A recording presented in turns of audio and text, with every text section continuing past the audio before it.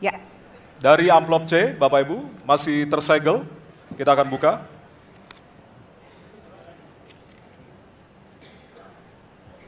Pertanyaan untuk subtema pemberantasan korupsi. Penegakan hukum atas tindak pidana korupsi menunjukkan rata-rata tren vonis pengadilan yang relatif rendah dan minimnya angka pengembalian aset. Pertanyaan, apa terobosan yang akan Anda lakukan untuk menimbulkan efek jera bagi pelaku korupsi sekaligus menyelamatkan aset negara yang dikorupsi? Waktu Anda 2 menit Bapak, dimulai dari sekarang. Terima kasih. Yang pertama dari si penegakan hukumnya dulu. Maka kalau saya mulai dari sini, maka yang mesti dilakukan adalah pemiskinan. Yang kedua perampasan aset. Maka segera kita bereskan undang-undang perampasan aset dan untuk pejabat yang korupsi bawa ke Nusa Kambangan. Agar bisa punya efek jera bahwa ini tidak main-main.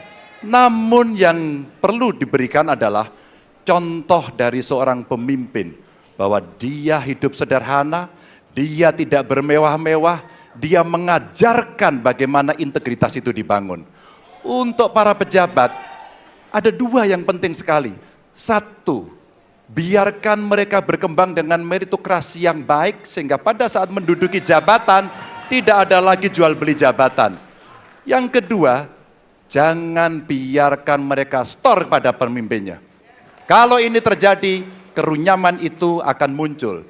Data ICW menunjukkan sekitar 230-an triliun dalam 10 tahun terakhir kerugian negara itu terjadi. Dan ini ekuivalen kalau bisa kita pakai untuk membuat puskesmas kira-kira 27.000. Terbayangkan oleh kita, edukasi itu mesti kita tunjukkan dengan sekali lagi teladan dari seorang pemimpin dan pemimpin tidak boleh ragu untuk memutuskan itu. Masih ada waktu Bapak, akan menambahkan? Cukup? Baik. Cukup, baik.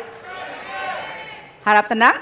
Terima kasih. Kami persilakan kepada calon presiden nomor urut 1 untuk menanggapi jawaban calon presiden nomor urut 3. Waktunya 1 menit, dimulai dari sekarang. Koruptor dijeratkan dengan undang-undang perampasan aset disahkan dan hukumannya mengikuti pemiskinan. 1. Yang kedua, yang tidak kalah penting, Undang-Undang KPK harus direvisi sehingga KPK menjadi lembaga yang kuat kembali. Yang ketiga, diberikan imbalan, reward kepada mereka yang membantu melakukan pelaporan, penyelidikan, sehingga ketika melaporkan kita akan punya partisipasi masyarakat dan itu dibolehkan oleh undang-undang. Dengan begitu maka bukan hanya aparat penegak hukum tapi seluruh rakyat ikut memerangi korupsi. Korupsi harus gerakan anti korupsi harus menjadi gerakan semesta yang melibatkan seluruh rakyat. Kemudian yang keempat, yang tidak kalah penting adalah standar etika untuk pimpinan KPK harus standar yang tinggi. Terima kasih. Baik. Ya. Penguatan demokrasi dengan amplop A. Baik. Masih tersegel Bapak Ibu? Kita akan langsung buka.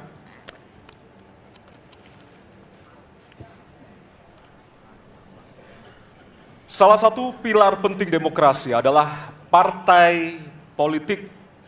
Namun kepercayaan publik terhadap partai politik di Indonesia selalu rendah.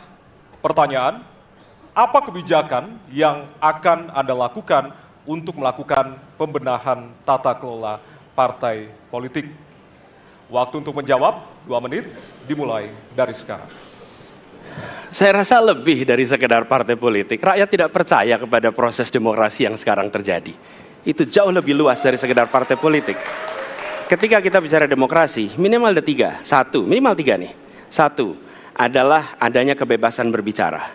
Yang kedua, adanya oposisi yang bebas untuk mengkritik pemerintah dan menjadi penyeimbang pemerintah.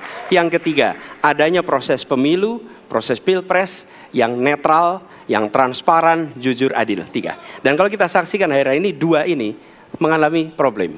Kita menyaksikan bagaimana kebebasan berbicara menurun, termasuk mengkritik partai politik. Dan angka demokrasi kita menurun, indeks demokrasi kita. Bahkan pasal-pasal yang memberikan kewenangan untuk digunakan secara karet kepada pengkritik, misalnya Undang-Undang ITE atau pasal 14, 15 Undang-Undang Nomor 1 tahun 1946.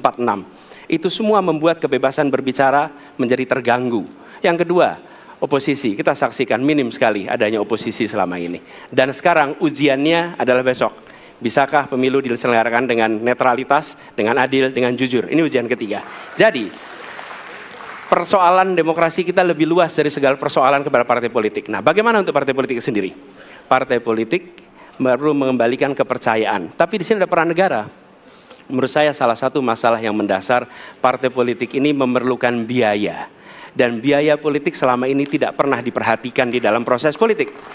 Untuk kampanye, untuk operasional partai, semua ada biayanya. Sudah saatnya pembiayaan politik itu dihitung dengan benar. Ada transparansi, sehingga rakyat pun melihat ini institusi yang bisa dipertanggungjawabkan. Jadi salah satu reformnya adalah reform pembiayaan politik oleh partai politik. Terima kasih.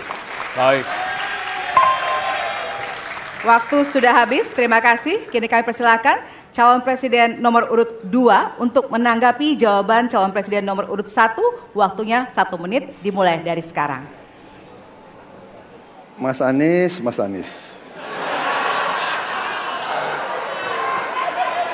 Saya berpendapat Mas Anies ini agak berlebihan.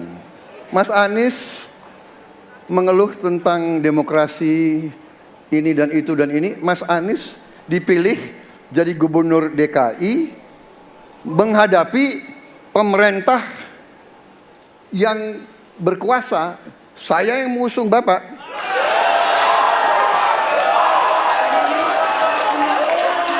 Kalau demokrasi kita tidak berjalan, tidak mungkin Anda jadi gubernur.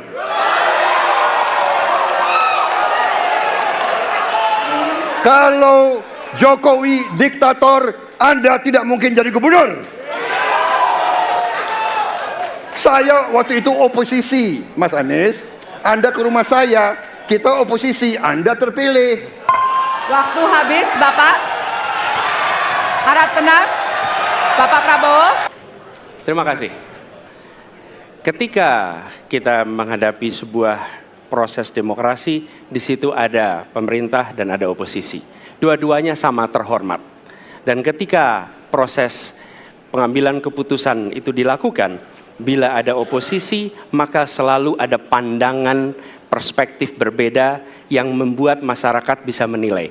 Karena itu oposisi itu penting dan sama-sama terhormat. Sayangnya tidak semua orang tahan untuk berada menjadi oposisi. Oke? Seperti sampaikan Pak Prabowo tidak tahan untuk menjadi oposisi. Apa yang terjadi? Beliau sendiri menyampaikan bahwa tidak berada dalam kekuasaan membuat tidak bisa berbisnis, tidak bisa berusaha. Karena itu harus berada dalam kekuasaan. Kekuasaan lebih dari soal bisnis, kekuasaan lebih dari soal uang, kekuasaan soal kehormatan untuk menjalankan kedaulatan rakyat. Baik, waktu Anda Baik. habis Bapak. Terima Kami kasih. mohon sekali lagi kepada para hadirin yang berada di Hadirin. halaman KPU. Ditahan dulu. Baik, baik. Pak Prabowo, Bapak mohon maaf. Prabowo. Bapak, mohon maaf. Waktu sudah Nanti habis. Waktu ada sudah kesempatan. habis. Ya.